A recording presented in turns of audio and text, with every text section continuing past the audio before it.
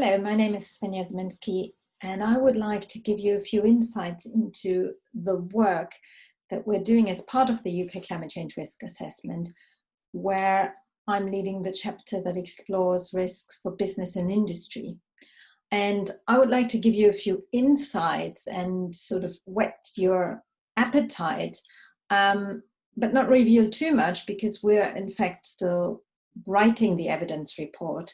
And so I would love to share a couple of sort of key findings and themes that we have picked up during our assessment. And then hopefully when the whole evidence report comes out next year, you can see the full results and learn about the analysis that we are undertaking. So just before I start, I just wanted to give you a quick tell you a quick story. Just 2 days ago, I was actually walking down my local high street and I passed a shop. It was a jewelry shop, and the shop had been boarded up and closed, and there was a sort of small piece of paper hanging on the door and saying closed due to flooding. And it was a rather sort of strange sight because no other business across the high street was showing any signs of flooding. You know, there were open, business was going on quite well. There were lots of people walking on the streets, and you know, there was no visible disruption. So I started talking to the shop owner, and he said that they had suffered some issues with the drainage system, and that because of the extreme rainfall amount, their particular premises seem to have been the weakest link across the whole of the high street, and that's where a lot of the, you know, the drainage issues seem to have occurred. And he was rather perplexed and puzzled because it had never happened before.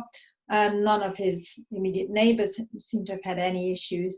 So, you know, we started to have a conversation, you know, what this means for his business, and clearly under the current circumstances, being an SME and being, you know, affected by COVID restrictions throughout a lot of this year.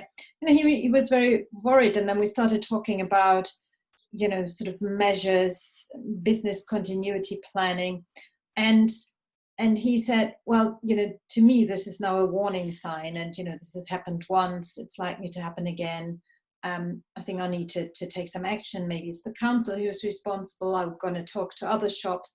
And he was sort of so surprised and shocked by that event that suddenly it had shot up on his agenda, and he said, look, you know, I just don't want this to happen again. And I think this kind of anecdote is quite illustrative of where I think a lot of particular smaller companies, but also larger companies are, because when we're talking about climate risk and adaptation, I think there's still a large extent sort of triggered by immediate experience. So rather than, you know, proactive anticipatory action, which we as sort of adaptation researchers would say is you know, the most efficient and the most responsible way of dealing with risks, we still see that there's a very reactive process, and that often these issues only really come to the fore after you have experienced one, in some cases 2 or even 3 events, and then realize that you're exposed. And I think given where we're heading with the 3-degree warming, even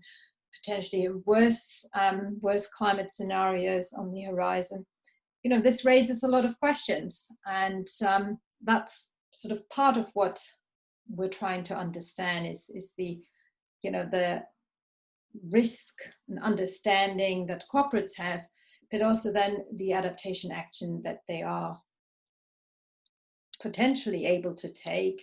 Some of them have already started that process. So we're trying to get a picture of, you know, where is the UK's corporate sector in their understanding, but also then in terms of taking action of climate risk. And as you might know, you know, the CCRA is sort of following the cycle. We're now sort of in the 3rd iteration. So we're building up our knowledge base. And this is actually quite an interesting opportunity to then also see if there are changes, not just in terms of changes to underpinning risk and opportunities? Are we seeing, an increase in magnitude, severity, but also changes in adaptation levels? And you could argue that, since, we are in the third round of a climate risk assessment, it is time to sort of see adaptation action happening. And, while knowledge is increasing, you would expect that there's also more action to address these risks. So that's part of our analysis, that we want to understand whether companies themselves are taking action, whether government policy is helping to facilitate, whether regulation is driving this. So digging a bit deeper to understand what actually corporate adaptation looks like and how it can be supported. And then the final point of our analysis is this question about, are there measures and action that can be taken fairly immediately that would put us onto a more climate resilient trajectory? And here we're also thinking about the so-called lock-ins, because a lot of decisions that are being made today, tomorrow, over the next couple of years will have implications, not just for businesses themselves, but also, for the general economy and for society as a whole, because it matters which kind of assets we're investing, where they're located, and where future jobs are being created. So that is, again, that's sort of what is driving our assessment. And it sort of focuses on the sort of key risks. Those were also identified in the previous rounds, and they shouldn't come as a surprise. So clearly flooding, both in terms of direct damage and indirect damage, is a key issue. Then higher temperatures and particular impacts on labor productivity is an area that we're investigating, and implications of water scarcity. For some sectors, dependent on availability of water to actually support their production processes is essential. And if there are disruptions, if there is scarcity, what does this mean for production processes? And that is sort of the risk framing that we're applying.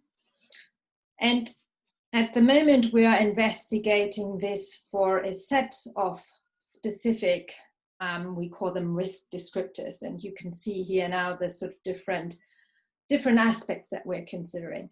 And what we're actually doing is not necessarily asking, which sector is most exposed to what type of risk. We are asking, where is evidence of climate risks having an impact on different types of business functions? Where are business locations exposed to either flooding, coastal erosion, or heat or water scarcity? Where are business processes potentially disrupted? Where are supply chains at risk? Where is a disruption to distribution networks already experienced or a possibility? And similarly, we're asking, where is evidence of reduction in employee productivity? Clearly, infrastructure disruption is a key challenge there, and higher temperatures and working environments.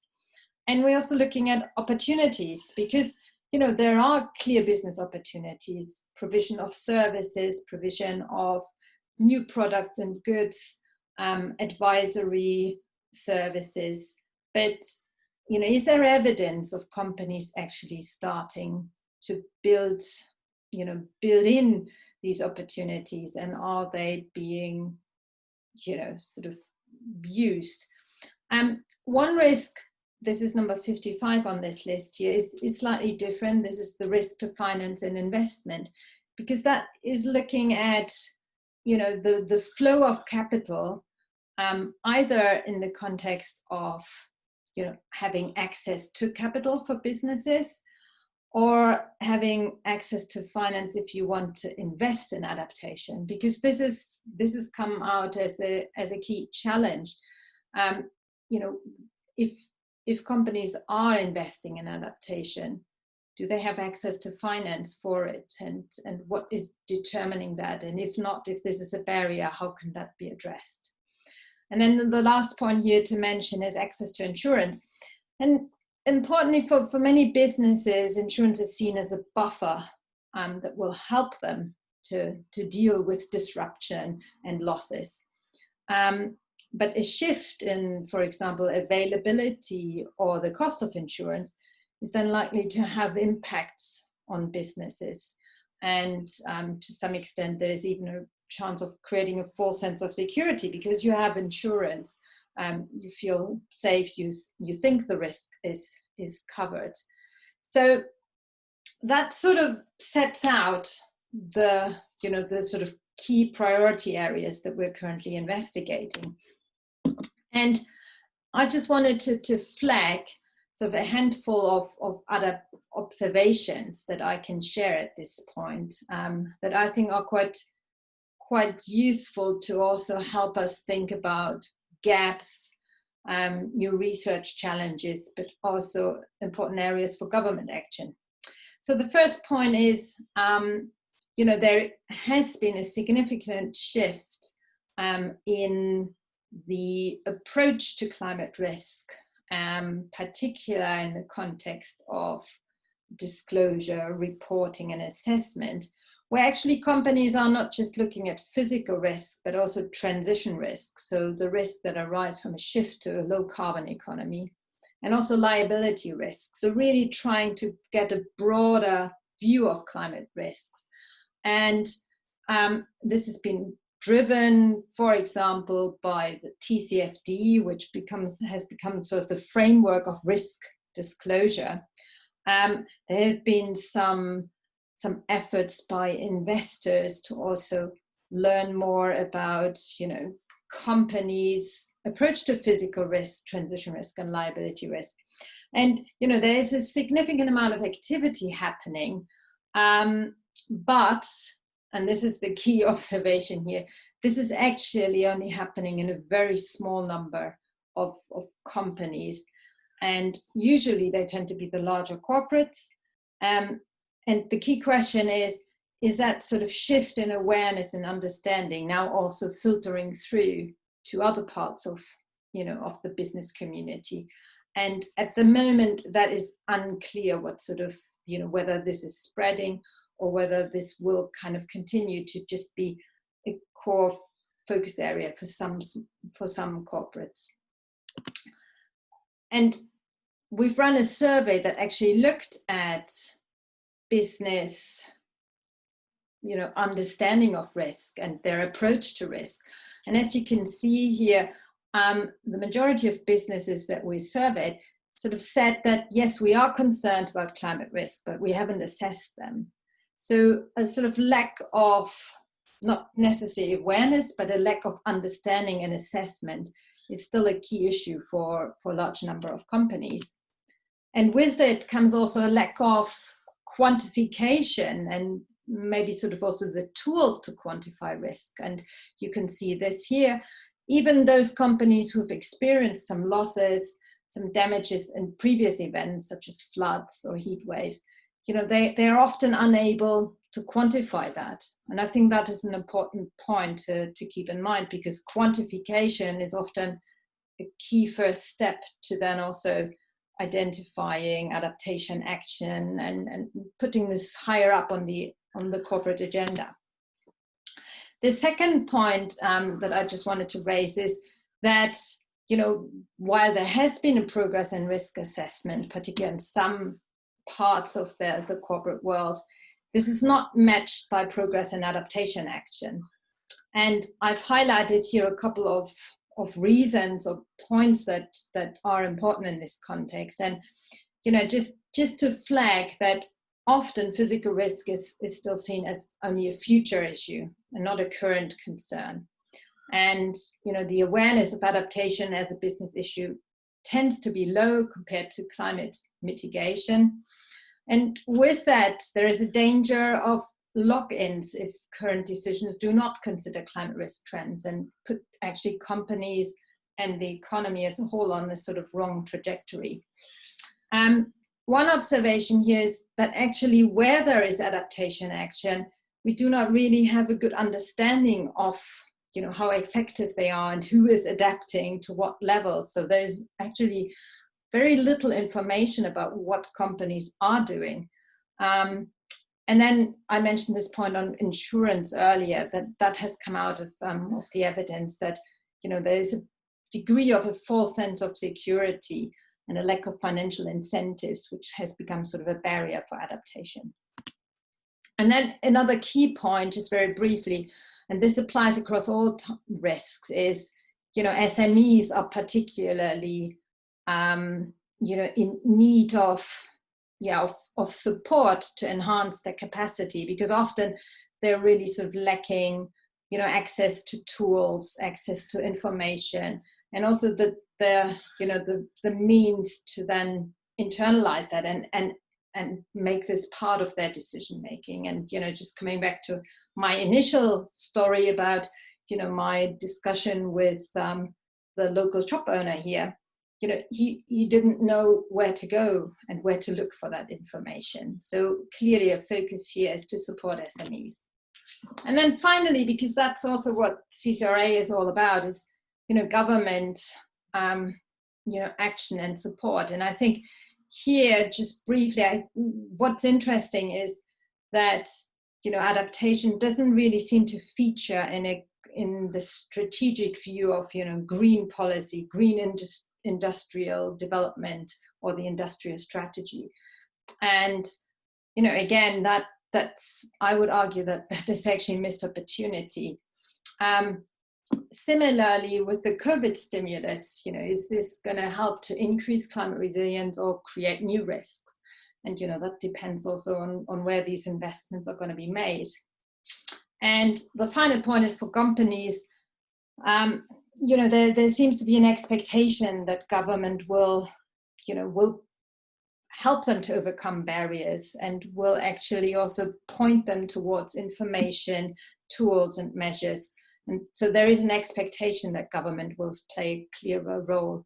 And I think to understand better this interplay of, you know, what is private sector adaptation and government action, I think going forward, we need to investigate that more. So, you know, a quick overview of some of the key points. And yes, as I said, I hope this has sort of whetted your appetite for more.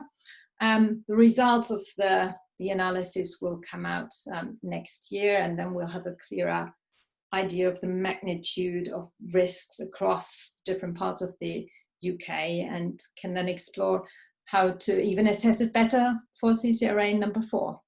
So thank you very much for your attention. Excellent.